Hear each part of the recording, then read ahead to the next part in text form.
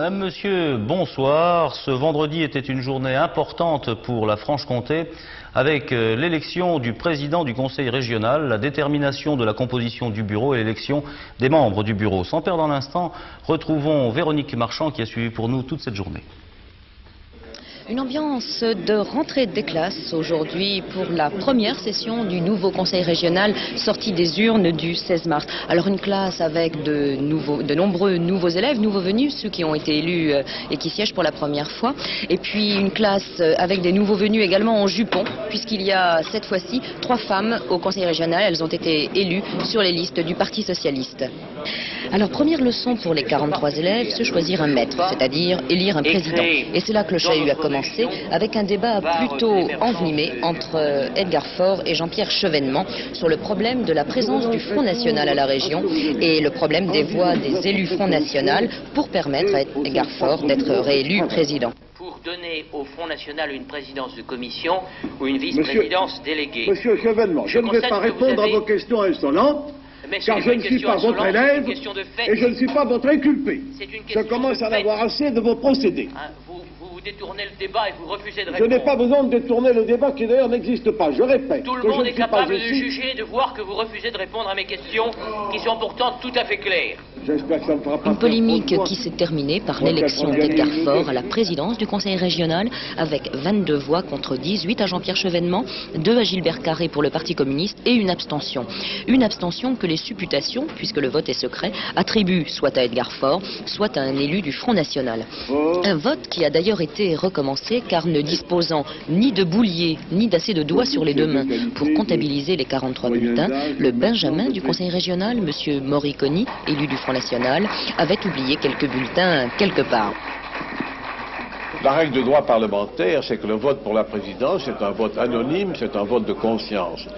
D'autre part, je suis un représentant du peuple, je m'adresse à tous les représentants du peuple, quels qu'ils soient, et je ne vais pas jeter une injure ou un anathème contre la fraction du peuple qui a élu tel ou tel membre du conseil régional.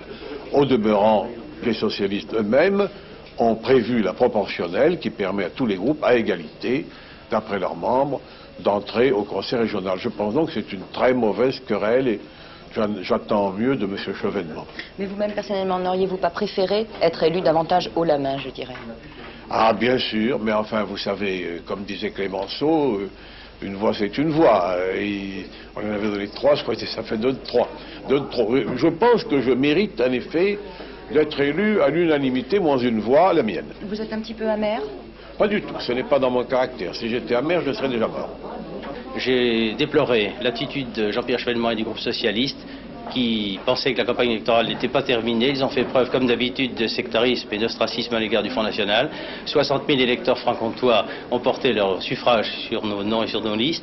Et je trouve anormal que pour des gens qui se font des démocrates et des républicains, ils n'en tiennent pas compte. Mais l'électeur appréciera. On a dit qu'il y a eu un accord entre vous et le président Edgar Faure pour la répartition des responsabilités au sein du conseil régional.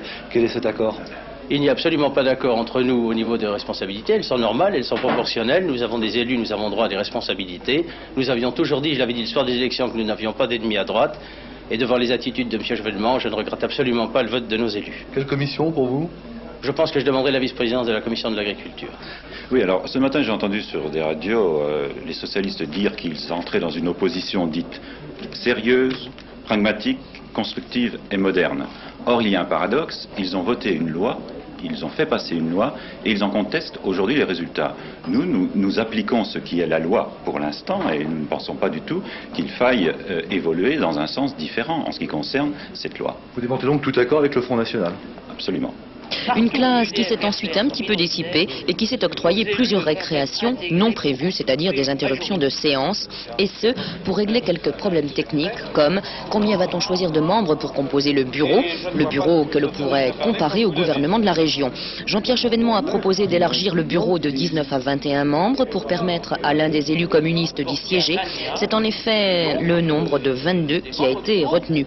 Le bureau du conseil régional se compose donc de 9 élus des UDF-RPR, 8 élus socialistes, 1 élu Parti communiste, 2 Front National. Il fallait ensuite élire les vice-présidents. Là, les 18 élus socialistes et les 2 élus communistes ont quitté la salle, refusant toute vice-présidence et toute participation au vote pour élire le premier vice-président. D'être représenté au bureau. Monsieur Edgar Faure a été élu avec les voix du Front National. C'est grave. C'est grave pour la Franche-Comté, c'est grave pour la démocratie. Pour la Franche-Comté qui a besoin d'une dynamique de progrès. Et ce n'est pas le RPR et l'UDF alliés au Front National qui donneront à notre région l'impulsion, la dynamique dont elle a besoin. Et tout le monde voit bien que notre région a besoin d'une modernisation accélérée, d'un effort de formation, dans une vision de progrès. Et c'est grave aussi pour la démocratie, parce que M. Edgar Faure soit élu avec les voix du Front National, cela a quand même une signification que je laisse le soin à tous les démocrates d'apprécier. Maintenant, nous allons voir quel travail il sera possible de faire dans cette Assemblée. Mais dès le départ, il y a quand même un fait très grave, il y a un handicap de départ considérable. Nous nous sommes efforcés de rester en dehors de toute combinaison politicienne. Nous n'avons absolument rien demandé. Nous pensons que nous déplorons l'élection du président Edgar Faure par les voix du Front National, ce qui était parfaitement inutile. La droite a montré qu'elle voulait s'unir jusqu'aux extrêmes. Je lui laisse cette responsabilité, c'est peu glorieux. Et pour la suite des événements ? Pour la suite des événements, la Franche-Comté est en crise. Nous sommes disposés à être à son service, au service des travailleurs, pour sortir cette région et notre pays de la crise qu'elle connaît. C'est donc la majorité UDF-RPR et Front National qui a élu le premier vice-président à l'unanimité, Pierre Chantelain. Dans ce nouveau conseil régional, il y a donc beaucoup de nouveaux, il y a des femmes, il y a aussi le Front National. Et malgré toutes ces nouveautés, on peut tout de même dire qu'à la tête du conseil régional, eh bien, on a pris les mêmes et on recommence.